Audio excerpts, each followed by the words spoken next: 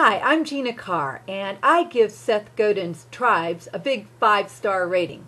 I loved it. It talks about two of my favorite things, leadership and marketing.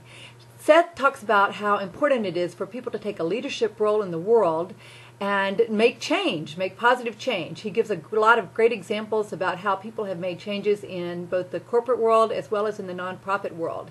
He really provides some wonderful insights into how to build loyal tribes.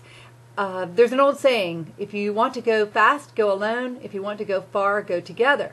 He makes the point that you can assemble a number of people around you to leverage your ideas and to help make positive change in the world.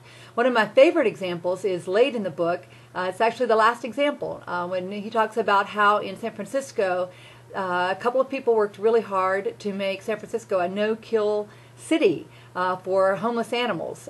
In this country alone, 5 million animals, dogs and cats, puppies and kittens, are killed each year because there aren't enough homes. And in San Francisco, many years ago, Richard Avanzino and Nathan Winograd worked together to make San Francisco a no-kill city when they said it couldn't be done.